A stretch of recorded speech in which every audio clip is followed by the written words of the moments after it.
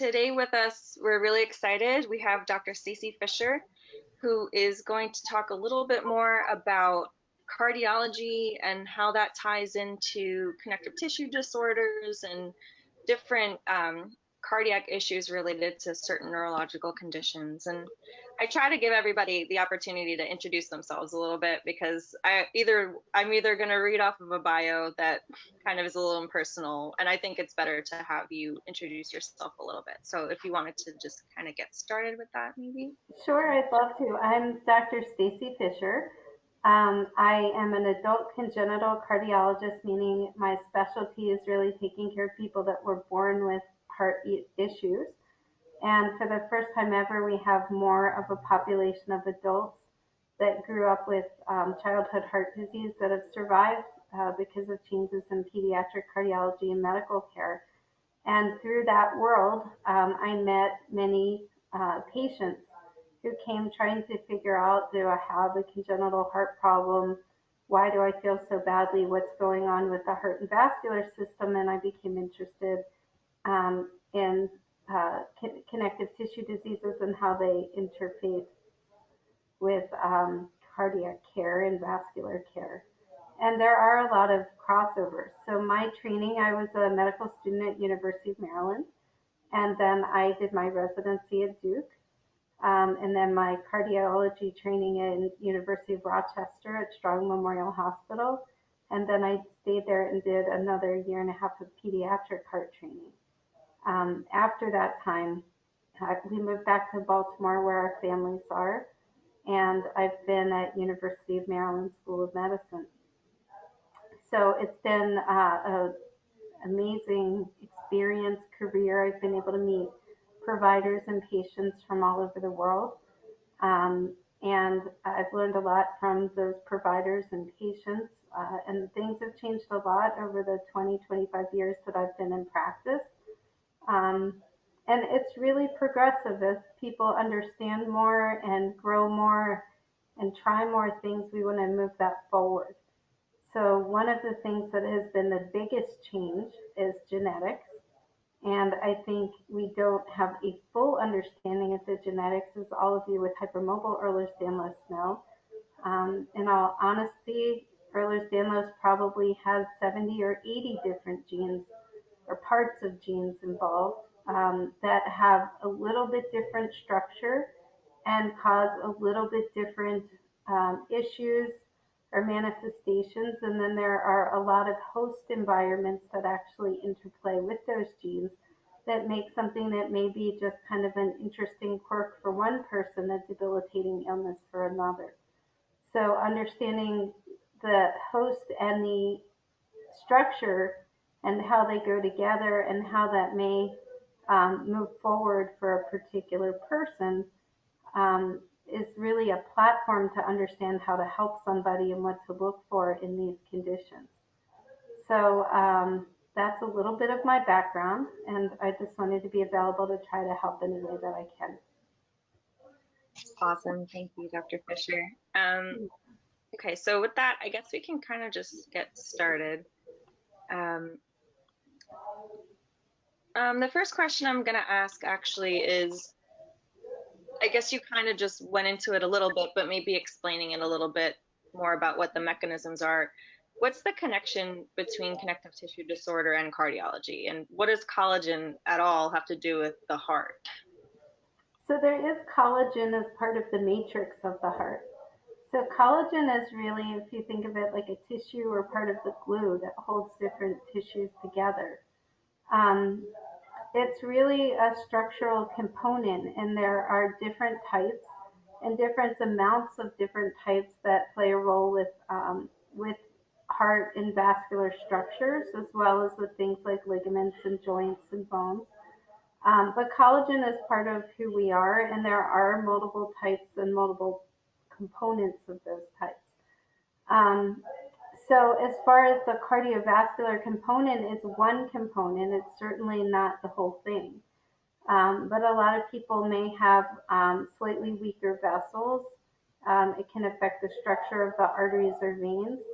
And when that happens, you can actually change the communication between the arteries and veins and the vessels. So for example, if you have weaker veins and you stand up, then gravity brings all of the blood flow and volume to the lower body. And then signals go off telling the heart rate to go up and the vessels to dilate, trying to make up for this change and bring enough blood up to the head. And if you're off a little bit in that communication, or you don't have enough volume to support the head, then you're going to get dizzy, you're going to get faint, you may faint. And that's the type of thing, one of the types of things that can happen. Other things are becoming more clear in certain conditions. There are certainly vascular manifestations. There's a vascular type of Ehlers-Danlos with the COL genes particularly, that we actually can test for and can look for and can screen family members for.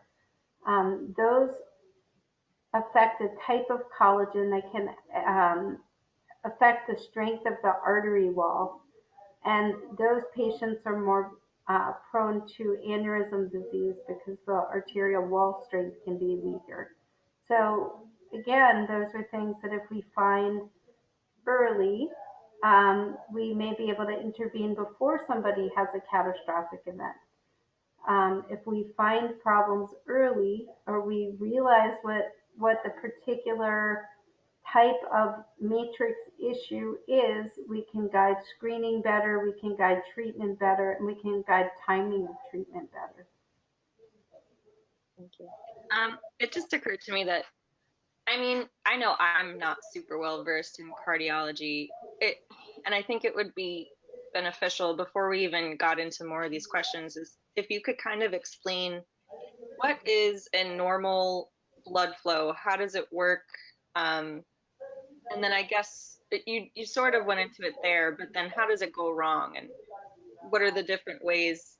Is it just venous flow that is it, or arterial flow that's affected, or does it something to do with the electricity of the heart and the brain? How does all that go together?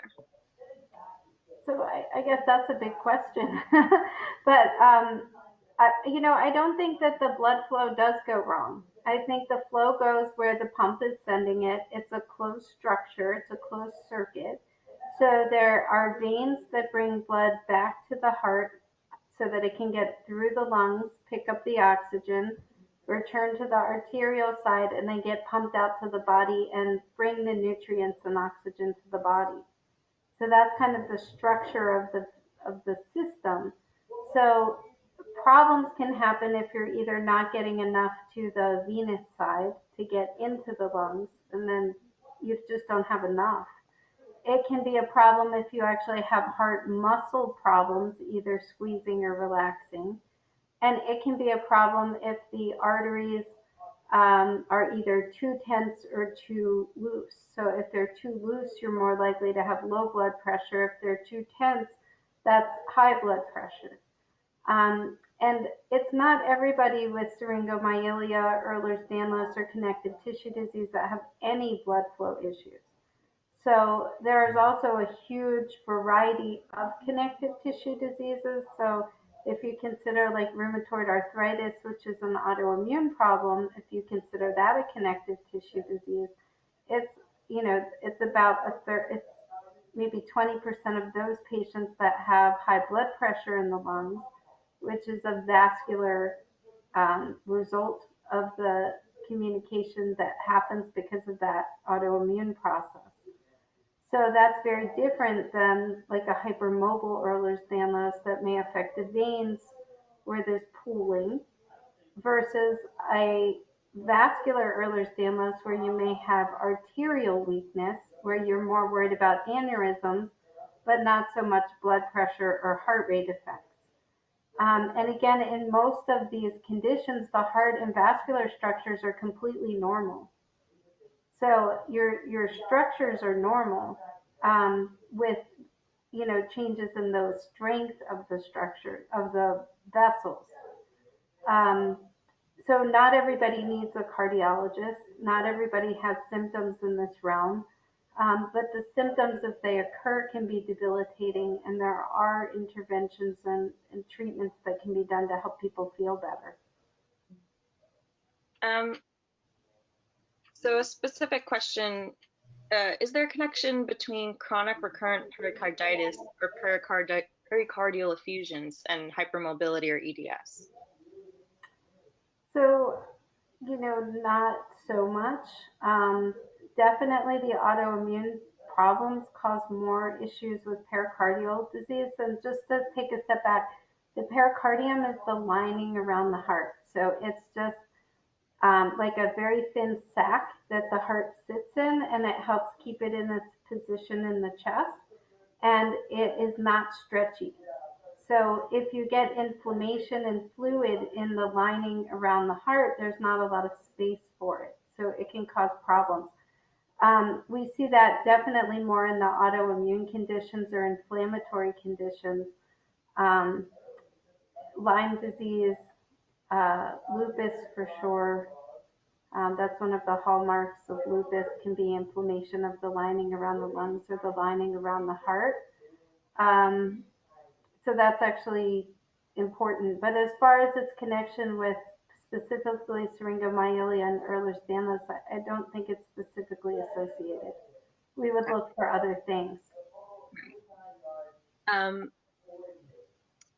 we got a bunch of questions. You guys are have good questions. So I'm actually going to do this other question first because it's going to lead into it. Is there a difference between POTS, so postural orthostatic tachycardia syndrome, and orthostatic intolerance, or neurally mediated hypotension? And if there is a difference, are they treated any differently? I'm sorry, I was trying to get my son to be a little quieter. Um, my understanding of the question was the difference between POTS and neurally mediated hypotension. Or orthostatic intolerance in general, if it's distinct from POTS in any way. Well, they are different. So orthostatic intolerance really is a broad category that means that you don't tolerate being upright well.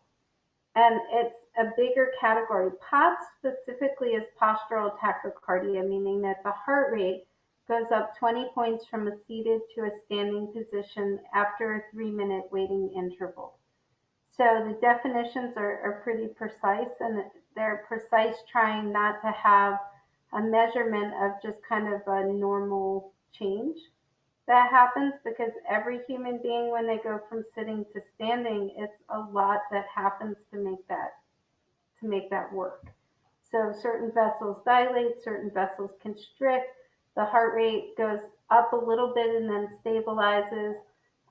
But in people with POTS, the heart rate will go up and stay up or have a very exaggerated response. And the diagnosis is at least 20 points from lying to standing after 3 minutes.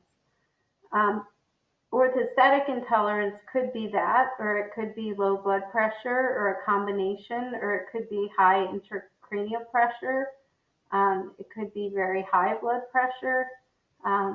It could be a scoliosis or a cervical spine impingement, but it means that the person does not tolerate standing. Neurally mediated hypotension means that there's some sort of nerve to vessel communication that makes the blood pressure drop. So generally what happens is that the blood pressure actually, the vessels dilate and get bigger, and the blood pressure drops. And that could happen to anybody in the heat. It could happen to anybody if they're dehydrated, if their volume level's low. But it happens to certain people for no good reason. And it certainly can happen in things like Parkinson's disease. So the neurally mediated problems often come from an abnormal nervous system where the discussion between the nerves and the vessels is erroneous in some way. So it leads to something that doesn't work the way it should.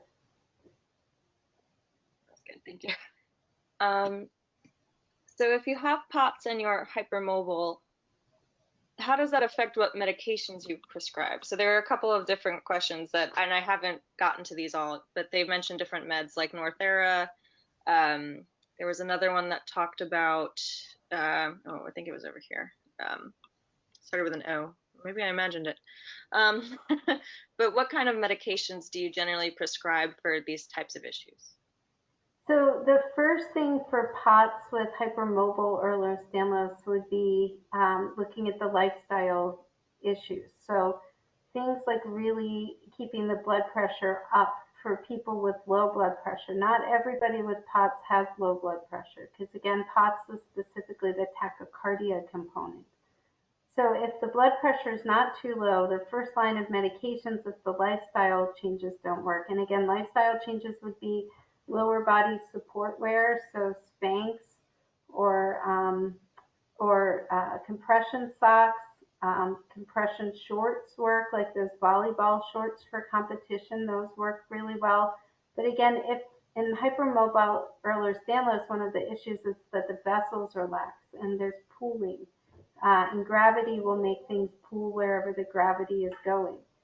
So you can change that by your position, but again, if your goal is to be upright, then you want to do everything you can to support the blood staying in the upper part of the body. You also want to make sure you have enough volume, so fluid and salt. And if you're young with good kidneys, it's going to go right through you and you have to keep it coming in. The salt will make it stay in there longer. So I'm not recommending unhealthy foods, but healthy foods with salt. If you have high blood pressure, the salt is dangerous for you. So the goal is to keep your blood pressure in a reasonable window. The goal is never to treat every blood pressure number. The goal is to bring the whole balance of blood pressure, the lows and the highs, into a reasonable range so that you can function. This is not a life-threatening part of a condition.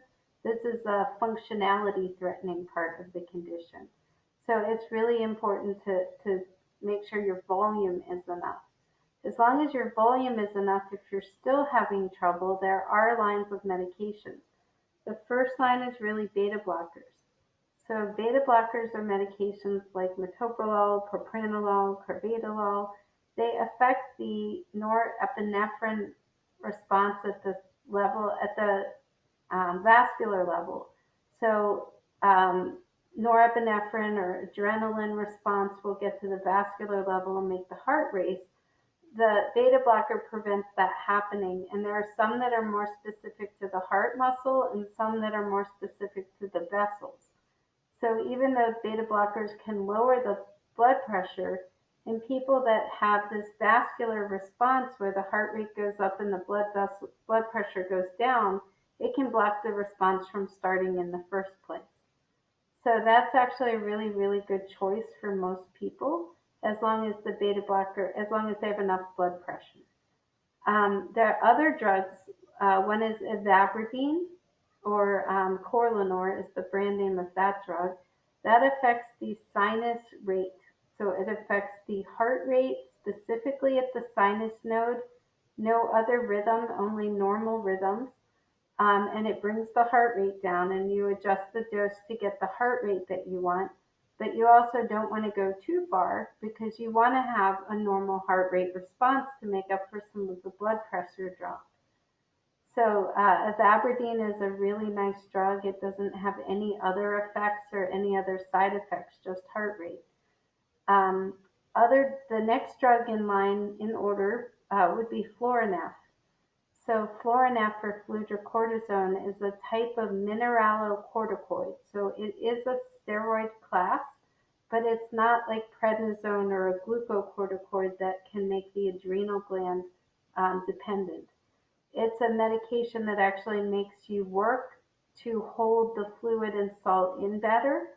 So if you take too much of it, you can have swelling, or it can raise the pressure. But if you take just the right amount of it, it can help you hold that better, and it can make all the difference. The next line of drug would be mitogen. Mitogen is a drug that makes the vessels constrict and raises pressure. It doesn't do anything directly to the heart rate. So for things like orthostatic hypotension, because the blood vessels are dilating, the mitogen may be the best drug. Somebody mentioned Northera. I think that Caitlin did. So Northera is a drug that is mainly approved for Parkinson's or neurologic type neurogenic orthostatic hypotension, where it's a nervous system disease and you need to increase the dopamine between the nerves and the vessels. And that can actually make that signal go better.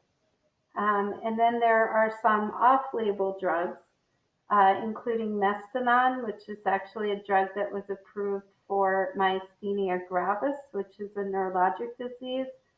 Mestinon helps the acetylcholine receptor, which is again in the synapse between the nerve and the muscle.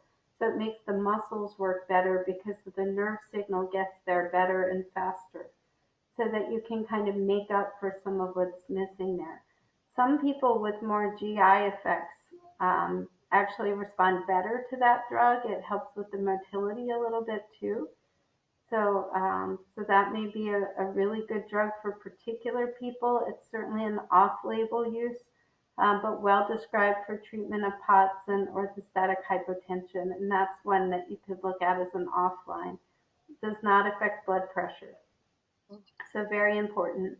And then the other type of medications that we use is very low dose antidepressant pills, particularly the SSRIs. So, for example, 10 milligrams of Prozac is well described in helping alleviate symptoms of POTS, where 20 milligrams is probably the lowest dose that would really affect things like depression. That's a long-winded answer. I have a lot of follow-up questions to it, but so I'm kind of chop through them really quick. I'll start at the bottom. So if you've tried mitogen, you said, I think, but haven't felt better and you're hypermobile, does it imply that there's a breakdown in the communication between the nervous system and the blood vessels, or no? No, so mitogen, again, it makes the arteries constrict and raises the pressure. So that may not be the primary issue that that particular person is having. And all it does is raise the pressure. It's not going to affect the heart rate at all. So if the primary issue is the joints, it's not going to do anything. If the primary issue is the veins, it's not going to do anything. If the primary issue is low blood pressure and dilation of the vessels, then it's going to help you a lot. So the question is really what's going on. And sometimes you need the testing to find out. So there are very objective tests, one of which is the tilt table test. And it can be uncomfortable if you have the problem. If you pass it, it's fine. So it's actually boring. The tilt table test was developed by NASA. And it was developed to see who would tolerate weightlessness. It's really a gravity test. So what you do is you come in and you're strapped to a table, and instead of standing like we stand at 90 degrees, you're standing at 60 or 70 or 80 degrees, and that increases the gravity pull. So it makes the problems show up remarkably faster than just when you're standing. So somebody who may be able to stand and be functional for 20 or 30 minutes probably can't do it for 10 minutes when they're at 60 degrees, because the gravity is so much stronger at so many different levels. So during that test, you're being monitored for your heart rhythm, your heart rate, your blood pressure, how you're feeling, your oxygen level, and you see what happens. And failing the test is pretty much fainting. Or dropping your blood pressure, and then you feel horrible because it triggers that whole response that gets triggered if your autonomic nervous system is irritated. And then there are more subtle tests. So tests can be done to look at your sweating. Tests can be done to look at your GI motility. Tests can be done to look at your nerve function, like nerve conduction studies. There's vagus nerve stimulation testing. So that can be done if you don't have a response or if you do have difficulty with the diagnosis in the first place of what is actually making you feel bad. One more follow-up on the mitogen. It had a lot of side effects, or it might have a lot of side effects, constant tingliness and some weird goosebump kind of sensations that this person's heard from others. Does that go away if you stick with it? And if not, I guess well, I'll just stick with that. Does that go away over time? I haven't seen a lot of people with that particular side effect from mitogen. Usually, from what I've seen, it just raises pressure. And the risky side effect is that if you're laying flat, it can really raise the pressure. So we don't like people to take it too close to bedtime. And always we like people to actually take it, lay down, and check their blood pressure 15 minutes later and make sure it's not 200. So if you're getting the side effect, check your pressure. See if the pressure is skyrocketing at different times with the drug. It could, like 15 to 30 minutes after taking the drug, check your blood pressure sitting and then lay down for 15 minutes and check it laying down. And make sure that again that range is reasonable and that what you're checking is actually reasonable and that what you're feeling is not blood pressure changes. So I would do that first. If that's not it, then it makes me wonder if you're really missing something like a neurologic impingement, like a cervical spine impingement that makes the tingling happen in the fingers and toes.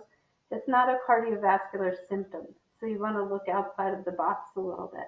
And again, it's really easy just to hear like this one had this and it helped them. Why isn't it helping me? Or I know this is a side effect because it was a side effect for that person, but really their problem turned out to be their neck, and your problem is, is that your pressure is 40.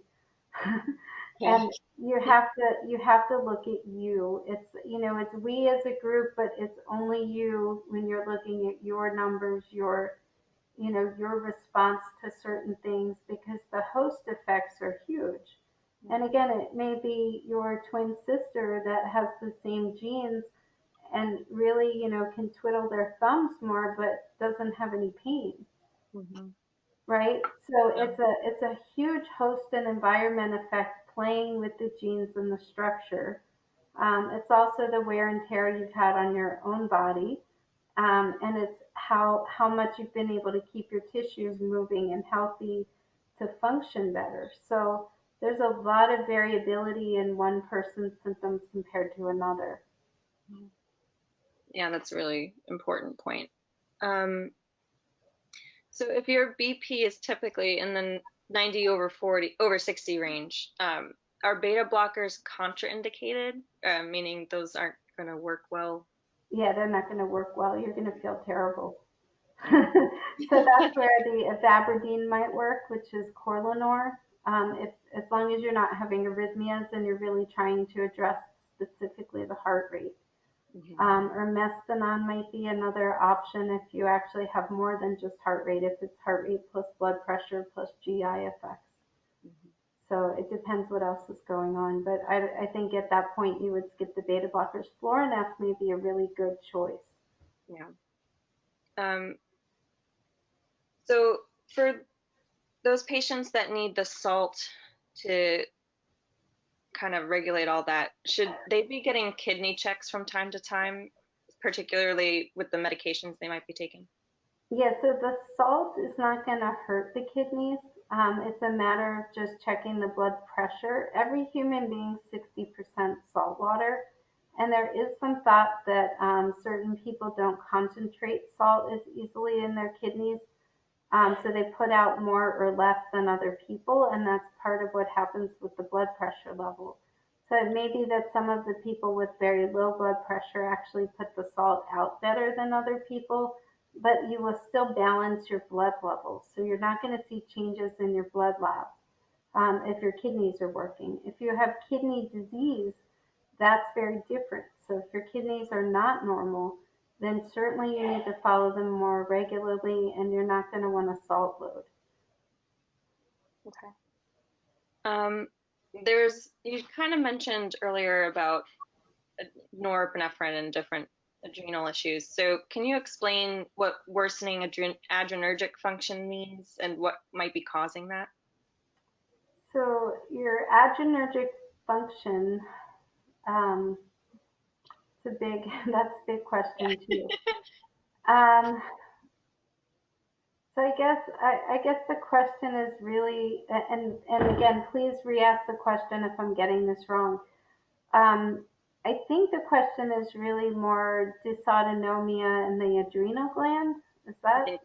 It, So um, again, that's a big question. So you can have either high or low cortisol levels or just kind of a variable response of the adrenal gland to stress. Um, Primary adrenal problems are not problems that are because of hypermobile Ehlers-Danlos or necessarily um, necessarily causative. Certainly steroids like glucocorticoids will affect the adrenal gland, can suppress its function, and then can cause longer term issues. So we don't like having people on steroids chronically or long term because it really does change the adrenal function. Primary adrenal issues can mimic the same symptoms that somebody would have if they had hypermobile Ehlers-Danlos and had low blood pressure. So you can confuse the two symptoms and problems easily. So checking the adrenal function is a way to look for a different problem that may cause similar manifestations to what a lot of people in this group experience. And I think I'm going to just touch on the Northera question, I think before we move on from the medication stuff. So this patient has chronic recurrent pericarditis and is wondering if there's a oh no, I'm sorry, I already asked that one. And again, that patient would want to get checked for lupus or medication reactions. There's an antibody called an antihistone antibody that can be elevated if the medications are causing the pericarditis. Okay. Yeah, no, that's good. I'm sorry. Okay, I found it. If this person's been using Northera to try to normalize or increase the BP level, but they're still suffering from some orthostatic intolerance and fatigue. So is there anything else other than the medication that they can do to feel less symptomatic, I guess, to just help with that fatigue and the intolerance to standing? So the first thing is exercise. And there are a lot of POTS therapists. Manual therapy can work.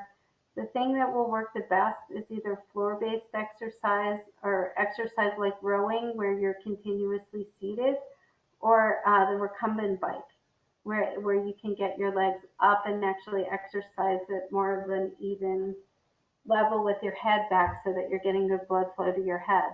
But that exercise will change your vascular tone and health.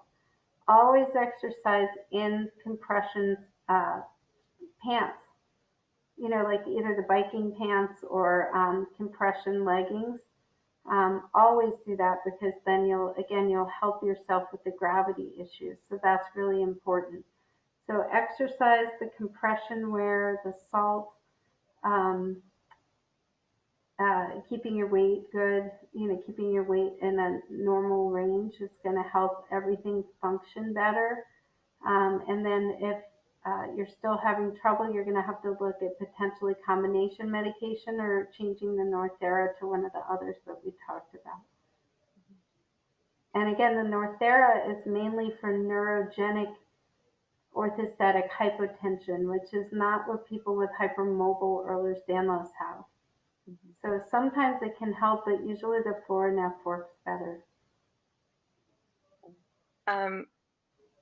Talking about exercise a little bit, one of the patients said that they were wearing a heart monitor and their so-called events were considered within normal exercise range, but the events were making the bed, weeding the garden. And what was very odd was that they could dance for more than 3 hours without having a quote event. So that seemed abnormal, but the doc said that it was fine. So how long is too long before the heart rate returns to normal? And is that something that is normal indeed, I guess? Yeah, so the heart rate is supposed to fluctuate with activity. And the more conditioned your heart and blood vessels are, the quicker the slower it'll be to get up to a certain range and the faster it is to recover. So you should be able to condition your heart rate. If you're exercising once a week, it's never going to get conditioned. If you're exercising for 30 minutes 3 days a week where you really get the heart rate up and keep it up, then you're going to have a very quick recovery rate. if it's less than that or you're not having regular conditioning, you're not going to get a conditioned response to exercise. So if you've been sick and resting a lot, the heart and vessels are not going to recover quickly. So it's a normal range if you don't have that conditioned response from exercising regularly.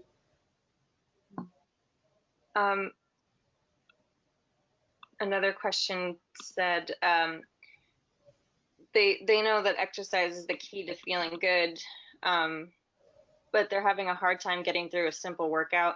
So I guess you sort of talked about this already, but what about drinking like Gatorade or the compression clothes? Is there anything that they can do during that workout, even if it's a light workout, to kind of reduce the amount of symptoms they're feeling so that they can kind of get through it and exercise those vessels?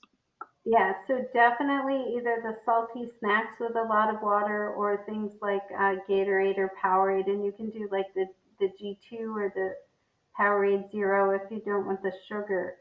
But those will help keep the blood pressure up. If you have high blood pressure, then there's no role for those. But if you have low blood pressure, there's a big role for those. And again, working to get conditioned when you have chronic issues and pain, joint pain or joint laxity is hard. So a little bit at a time, slowly progressive, always making sure that you're helping more than hurting. So the biggest things is don't try any of these things where you bop up and down, right? That is the exact thing that triggers this problem. So just don't do it. Condition without that. So you can do floor-based exercise routines. You can do things with your own body's resistance. Always exercise where you're not overextending things like your elbows or wrists. Go to a normal extension. And I saw popping up, somebody said is swimming recommended. Swimming is fantastic, but again, the same thing, don't overextend past what would be a normal extension so that you don't hurt your joints. But definitely you want to do things that, again, most of the POTS rehabs will focus on rowing, recumbent bike, Pilates, meaning floor-based Pilates, planking.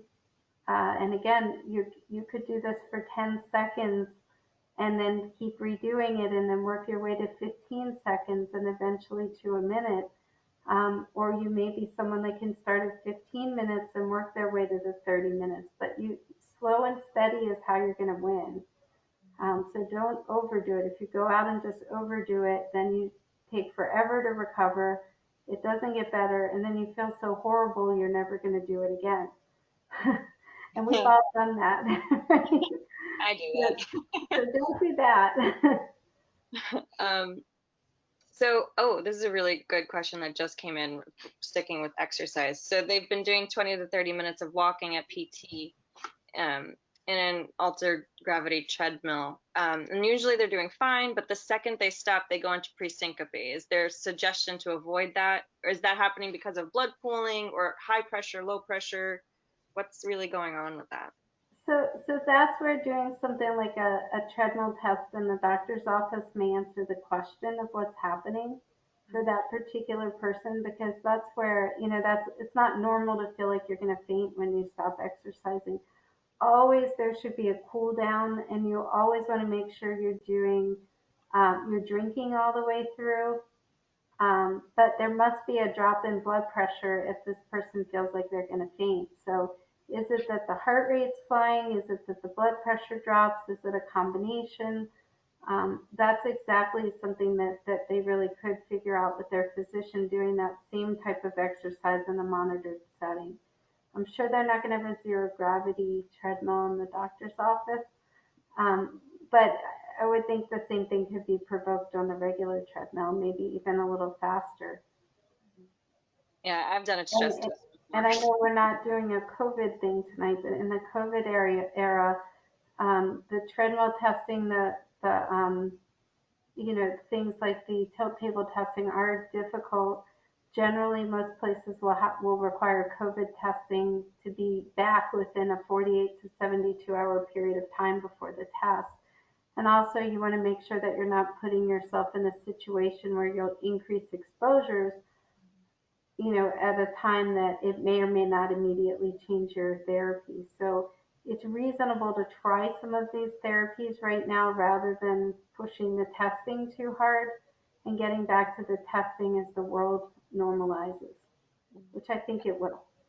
Yeah, that was a really good point. I didn't even think of that. Something Yeah, now. and we are literally changing our recommendations on how to get some of these things done and when to get them done on a day-to-day basis, even dealing with things like open heart surgery. Is it really the right time? Do you have to do it now?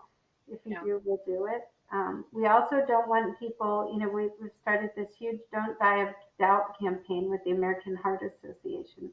So you'll be seeing that partnered with many of the hospital systems coming out over the next month, because people are waiting at home, not going to the hospital because they're so afraid to go to the hospital that they're having heart attacks and strokes at home and not coming in.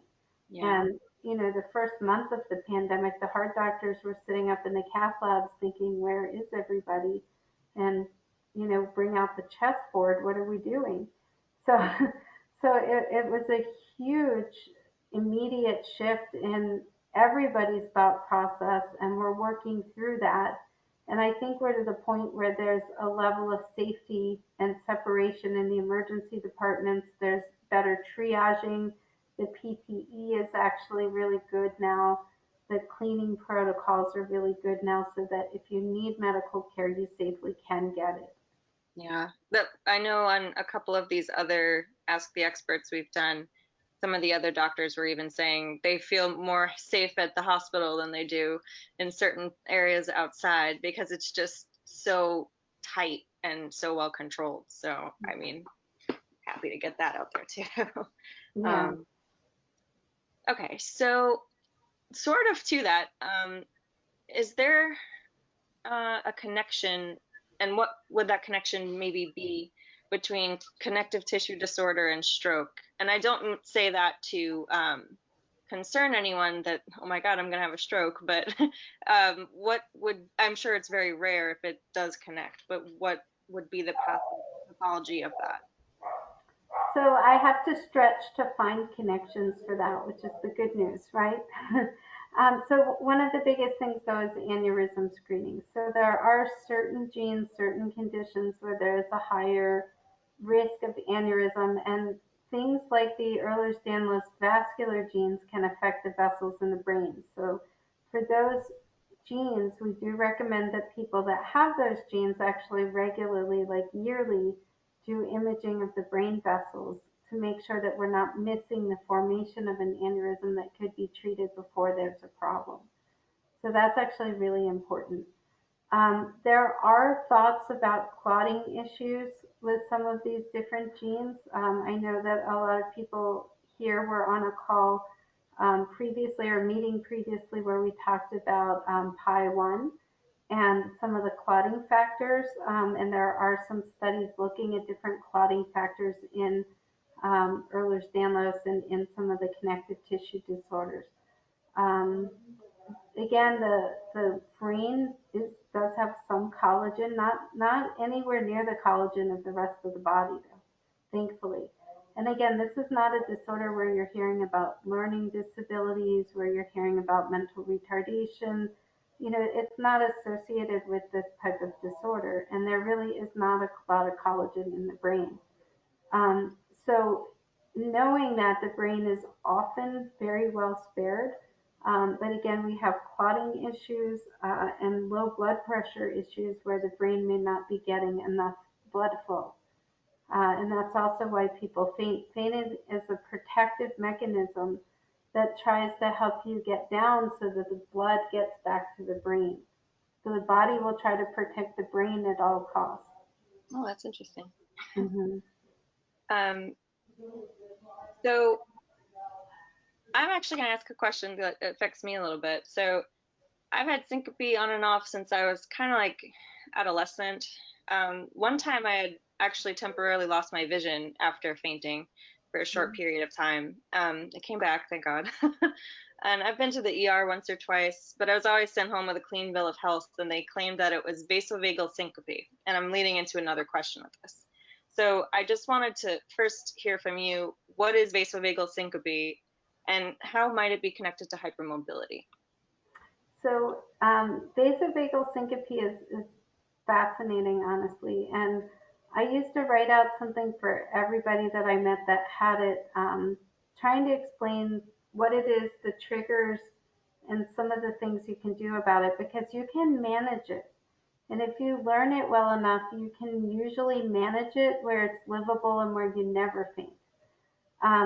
But now Wikipedia wrote out almost the same exact thing that I used to write out, and I refer people there just for vasovagal. I think they have it just under vasovagal syndrome, or if you just look up vasovagal Wikipedia, it's a really good description actually. And I have to find out who wrote it to give them credit. But vasovagal syncope means that the vagus nerve is stimulated in some way that makes the blood pressure drop and the heart rate go up generally, or sometimes the heart rate bottoms out, and those are the most serious ones, and that's usually where people faint. So the vagus nerve runs all through the system along a chain of lymph nodes, and it is stimulated by things like dehydration. So, for example, gut. The vagus nerve runs all along the gut, and if the gut is suddenly distended or you have a diarrhea, it can trigger that nerve and it can drop the blood pressure and the heart rate. You can faint. So many people with vasovagal will have difficulty if they have a quick change of their bowel function. Um, Medical procedures, so blood draws are where it really gets brought out.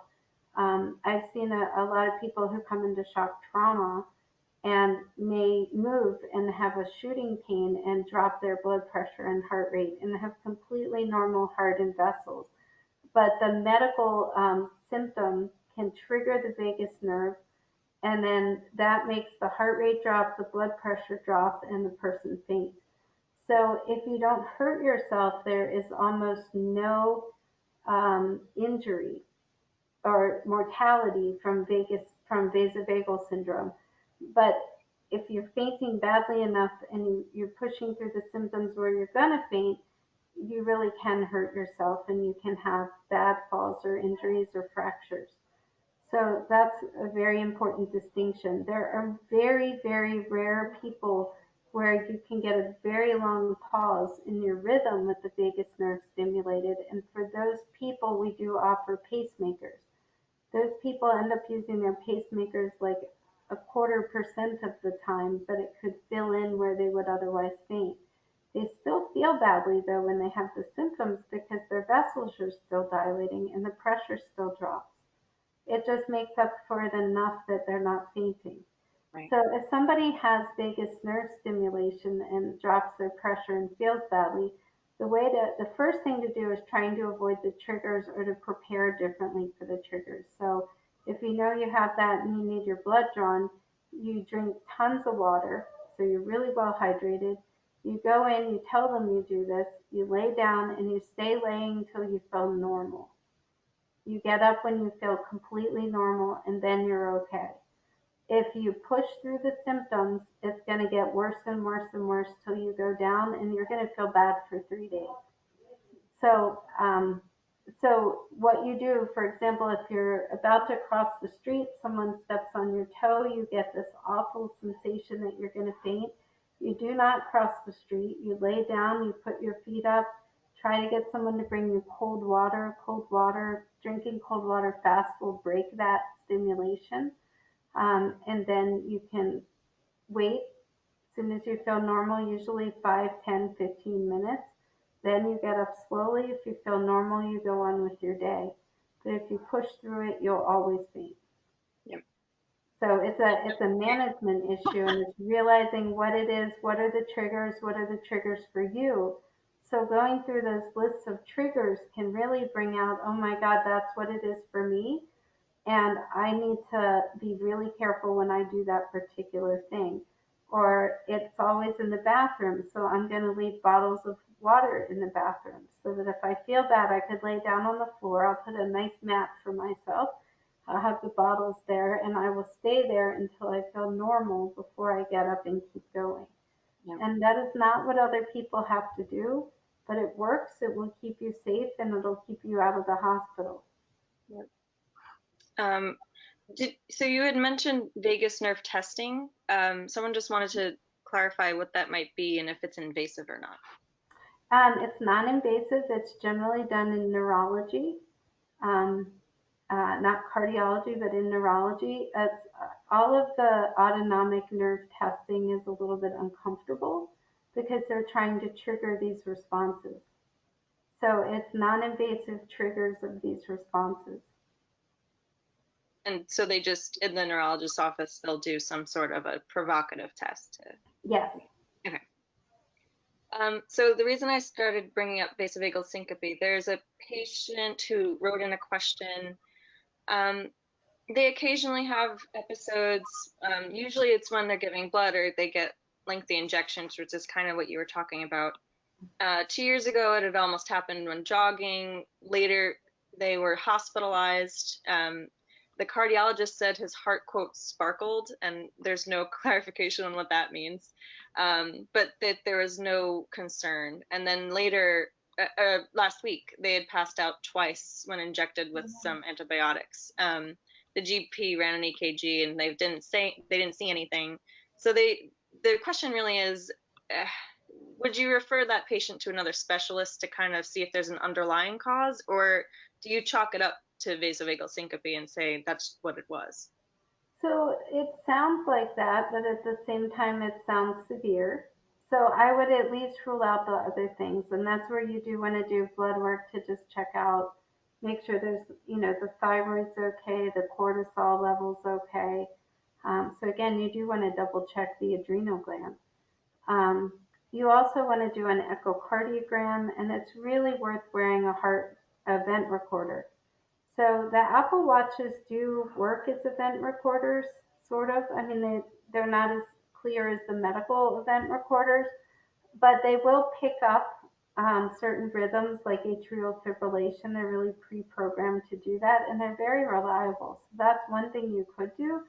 But the medical event recorders can be prescribed for a week, 2 weeks, 4 weeks, and you can either get one that's just a single patch or like a strip, or one that's 4 stickers. Some of the people with sensitive skin do better when you can move the stickers frequently, and you can get sensitive skin stickers. So even though the oldies but goodies are a little harder to move them around, you can move them more. So if you're sensitive or allergic, that's a better thing. So the event recorder will tell us if you're actually having rhythm issues, because it could be a heart rhythm issue problem. And that's why I'm here. That's why the cardiologist gets involved to figure out, is there actually a problem that may be more significant than the vasovagal syncope? So even though people don't seem too happy when you tell them they have vasovagal syncope, I feel really happy because we've checked out all the bad things. It is something that can be managed. You have to learn the management, and then your life can be better with it. But at the same time, we didn't find the terrible things. So you do want to look for those. You want to make sure that if you are having a heart rhythm issue, that we deal with it as a heart rhythm issue. And just because you have Ehlers-Danlos doesn't mean that you can't have the other things too. And True. we try to relate everything, but you're not protected from the things that other people get by having Ehlers-Danlos, right? Unfortunately. Right. Really quick, is there anything that a patient needs to get the vagus nerve testing when they go in for that, or? Well, yeah, they need to get the regular evaluation of what their symptoms are. So somebody has to agree that that's what they need. It would have to be an ordered or referred test. So usually what you do is you meet with either the neurologist or cardiologist about whatever symptom you're having, like for example, fainting or near fainting spells, or rapid heart rate. And if you have, if you're having those, you'll go through the regular testing, like for example, the event recorder or the ultrasound of your heart, maybe a treadmill test, maybe the tilt table test. So those would be your standard tests. And then if you're not sure what's really going on, or you just need a better understanding of your autonomic function for other reasons, that's where things like vagus nerve testing or sweat testing, um, some of the other autonomic nervous tests can really be very helpful. Um, Shifting a little bit. So a 24-year-old patient has chronically high blood pressure, very high systolic, so 160/90, for at least 8 years. They also have Chiari, mast cell, EDS, the general alphabet soup. They've tried various medicines, lisinopril, and different cocktail of antihistamines, which haven't seemed to really help. Are there any other suggestions to help keep that blood pressure lowered? So again, high blood pressure is not something that happens with regular POTS or neuro, orthostatic intolerance is usually the blood pressure is low. So it's different, and it is definitely it can certainly be related to adrenaline and adrenergic drive, but it's not going to be related to, it's not, and it's not going to be related to orthostatic hypotension. So if you're looking, you want to look first at why do you have high blood pressure? Is it because of the adrenergic drive and dysautonomia, or do you just have high blood pressure, which is one of the most common things that Americans have? And if you do, you want to look at what are the secondary benefits of the different drug classes and how do they interact with your other conditions like mast cell and syringomyelia, um, or what is the cause of the high blood pressure. So sometimes we look at, is the flow to your kidneys normal? If you have a constricted flow to one of the kidneys, it can skyrocket your pressure. If the adrenaline set point, the adrenal gland set point is off, or you have a nodule on your adrenal gland that's secreting cortisol, then that can really skyrocket your blood pressure, and it can give you some of the other symptoms that may mimic ehlers danlos even. So there are people that we find have actually an adrenal gland problem or thyroid problem, and they don't even really have ehlers danlos, so they may have benign hypermobility, but we were blaming that instead of looking for the other thing. So if it's an adrenaline feeling related to more the allergy and mast cell, treating the allergies, things like allergy shots, the cocktails of things like H1 blocker, H2 blocker, and cromolyn, those can really calm things down and stop the trigger. If you can find the trigger for the blood pressure and the cause of the blood pressure, treating that is going to be the primary thing. Outside of that, with the conglomeration of symptoms that were presented for this person, something like an alpha beta blocker like Coreg or labetalol, those may be the most effective drugs. So I would start with those. Okay. And for that person, you cut out the salt, right? Because the salt raises the pressure. If your pressure is too high, it's too much. And if you take anybody and do too much salt, you're going to have high blood pressure. So some of it is just moderating the salt to get you in that nice range of what's a healthy, normal blood pressure.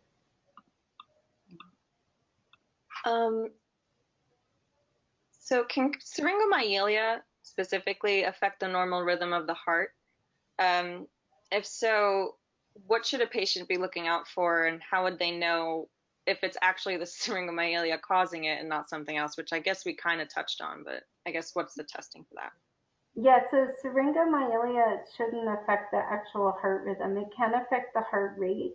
And certainly if there's like spinal cord shock or something like that, it can certainly affect the blood pressure and the heart rate. But we never wanted to get to that. So it really should be a separate problem. Okay. Another really specific question. So are patent foramen ovales or PFOs or atrial septal defects common in Ehlers-Danlos patients? So patent foramen ovale are present in autopsy where you could actually push the foramen open in 25% of people. So not an increased number in people with Ehlers-Danlos. What a patent foramen valley is, just to give a minute on this, because this is an important question, and the part that matters I'll get to. Um, Everybody before birth has a patent foramen valley. The foramen valley is where blood is shunted across the heart in utero because the lungs are not developed. So blood goes straight past the lungs. The lungs don't inflate until after you're born and take that first breath of air. So the lungs are being made, but they're really completely deflated until you're born. And the blood passes right by. And what happens is when you inflate the lungs, it puts pressure back against the left side of the heart and it closes this flap of tissue. So it's a flap that's open before birth and then sits alongside each other after you're born, and generally it seals. And up to 25% of people, either there's still a tiny hole between that flap this way, or or you could push it open if you poked it with a probe. It's not actually sealed. So that in the right conditions, for example, if somebody takes a deep breath in and is bearing down, like which is called a Valsalva maneuver, that can push it open. So the reason that matters, the patent foramen valley, is because it can be very slightly associated with stroke. And if there are certain other conditions, something called an atrial septal aneurysm, and a patent foramen valley, we think it's a small but real association with stroke. And we're not sure whether little clots actually form along this aneurysmal tissue of the septum, or whether they form in the legs all the time and your lungs normally clear them out, or whether but one pops over, what should be a barrier, or whether it actually forms right on the barrier and gets through and can cause a small stroke. It's a very small association with stroke. Because it's so common and the association is so small, we usually don't do anything with a patent foramen valley unless you're either having trouble because of it, like warning stroke symptoms, or unless you have a clotting problem, like a blood clot in the leg, where we worry it could get over. We also worry about those in somebody that needs a pacemaker because they're going to have an artificial wire on one side and little clots could come over. There are devices that can go in through the vein that can close that hole. And the real question then becomes, when do we use those? Who needs those? So the current criteria to actually have that device put in and have the hole closed is somebody that has symptoms despite aspirin or despite other blood thinners if they were having trouble on the aspirin. So usually if somebody has a patent foramen valley, then we use a baby aspirin, or at least a baby aspirin and extra precautions traveling or flying, which we're not doing a lot of right now, but hopefully one day we all will again. Um, but we take extra precautions to prevent blood clots that could come over and cause stroke. So it's a stroke risk reduction question. ASD, or atrial septal defect, would be a bigger hole in between the top two chambers. It's probably the most common congenital defect in the adult. It's silent. There's no sound that it makes. So you might find it on the screening echo that you do. Patients with ehlers danlos probably get more echoes, and they probably find more things like small holes than other people would, especially because they're quiet. And then if there are clotting issues involved, or people have had a lot of procedures or surgeries and have clotting issues, then it's more risky to cause a problem.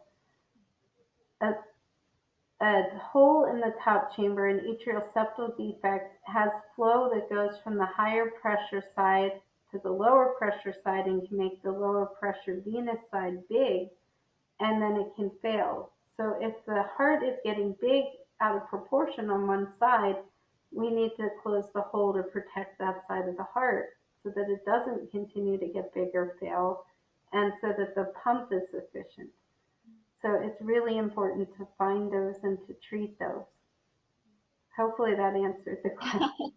I think it did. These are hard questions. These are really good questions. To follow up on that, is that something So would echoes be recommended, I guess, for patients who might be at higher risk of this sort of thing? And then how would you know, I guess, if you've had multiple surgeries with some EDS issues, or what would you Right, say? so aortic screening should be, if somebody has a diagnosis of Ehlers-Danlos syndrome, it is a connective tissue syndrome, and we always worry about the size and strength of the vessels. So really, everybody with Ehlers-Danlos should have an ultrasound of the heart, and if it's normal, the current recommendations are at 5 years for the hypermobile type, and at 1 year for the vascular type. Okay. If we can see most of the aorta, then that's sufficient. If we can't see, and sometimes we can't see because of the shape of the chest or breast implants, or if somebody had a smoking history, might have inflated lungs, we can't see well through extra air. So there's a lot of reasons, just chest size and shape, um, that type of thing where we may or may not be able to see well. So if we can see the aorta, then you can have all your screening with ultrasound. If we can't, we really do need MRI or CT, and you would want to do that with about a 5 year interval. Or if there's a question that comes up on the echo, we would always go to MRI or CT to get a better look because you'll see much better. So everybody should really have an echo. Mhm. And I know seeing some of the names here, some of you have. That's good. Yes. Okay, so I'm gonna. And one of you has my favorite echo. Good to look at, or Yes. And she knows who she is. um, okay, so we're gonna ask a couple more questions because we're coming up on time here. Um, First, this is a COVID question, and it's been pretty commonly asked recently, and I think it's good to get another physician's viewpoint on it. Are patients with EDS and POTS at higher risk of contracting this disease at all? I wouldn't know necessarily that that'd be the case, but you tell me. So people are definitely not at higher risk of contracting the disease. Everybody's at high risk of contracting the disease. The risk factors for COVID are not the same risk factors as they are for EDS sickness. But the real risk factors for complications of COVID, the complications that make it not just the flu, are really age related. So every decade, the mortality risk gets higher and the risk of very severe illness gets higher. Um, the big risks are people with uncontrolled high blood pressure, people with diabetes that is not well controlled, and very obese people, none of which are associated with Ehlers-Danlos. However, anybody with an underlying condition where they may not have the strength or the nutritional status or um, the ability to keep their blood pressure up, right, which is many people in this group, um, are at risk to have more complications, maybe not the pulmonary complications that you're hearing about, but certainly worse than you would have with the flu. So if somebody can't eat and drink normally and they can't smell, it's going to be very hard to keep their blood pressure up and to keep them hydrated. And that's where IV fluids can really make all the difference. So early IV fluids, which again, you're generally going to get through like a local patient care center, like a patient first or a right time, um, or certainly an ER if you really can't keep the fluid down. Gatorade, that liquid IV, the electrolyte drinks, those are things that can really make it very possible to get through this type of thing without seeking medical care. So not at more risk of the respiratory complications, more at the same risk as your age group or your other comorbidities, but more risk of having trouble as far as fainting, issues with orthostatic intolerance, temperature intolerance, and again, this all of the autonomic symptoms, so not being able to regulate your temperature as well can be a huge issue with a febrile illness. So you really have to check it and regulate your temperature externally, whether it's heating or cooling, to try to make yourself safe to get through this. So it can be harder to get through because of the dysautonomia And that's why it's really important to understand your own body and how your body reacts to some of these challenges. Yeah, absolutely. That was a great answer, actually. um, okay, I have two more questions, and if anyone has any last minute questions, now's the time to put it in the chat. But there are two questions I definitely want to ask you. One is just morbid curiosity for myself, because I think it's more of a definitional question. What's the difference between syncope and vertigo specifically? Because Oh, that's a good question. They are very different. So syncope is fainting, and vertigo is a neurologic problem where your vestibular system is off. So vertigo is more of a spinning and balance issue. So most people describe vertigo where they feel like they're standing on a moving boat in the ocean, even though they're standing still. And it's a horrible spinning, nauseous feeling. But it's not a low blood pressure feeling where you feel like your vision is going, you're getting tunnel hearing, tunnel vision, and you feel like you're blanking out. Vertigo is a spinning imbalance and generally comes from the inner ear and will certainly be reproduced if you turn your head whichever way it is that is off. okay, thank you. Vertigo actually responds sometimes very well to certain physical therapies. And there are physical therapies that have improved significantly for vertigo treatments. That may be actually a really great talk to have somebody that treats vertigo be here. But they have everything now from these computerized Google glasses that help figure out which eye movements are happening to try to trigger which exact head position is causing it. And then it makes you do these exercises to reset it.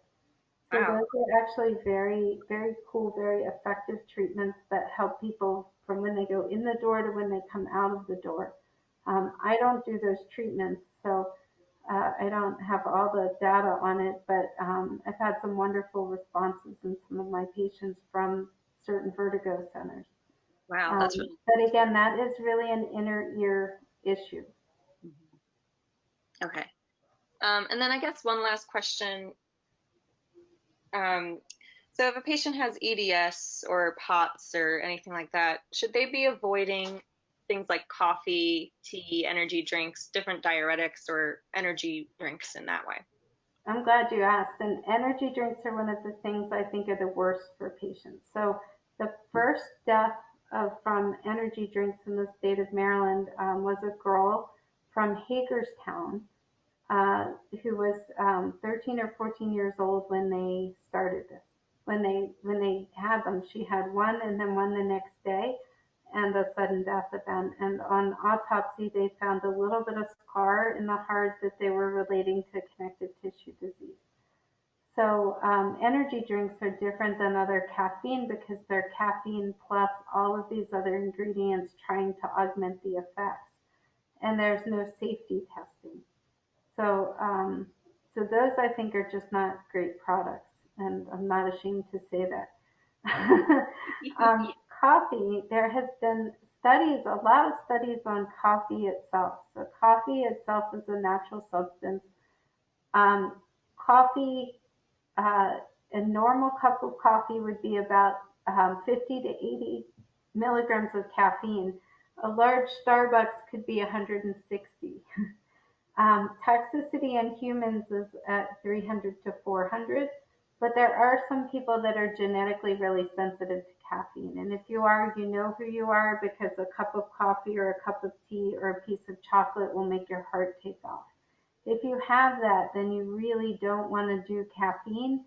And you may also be really sensitive to things like stimulants or Afrin nasal spray, those types of things, and then you really can't use them.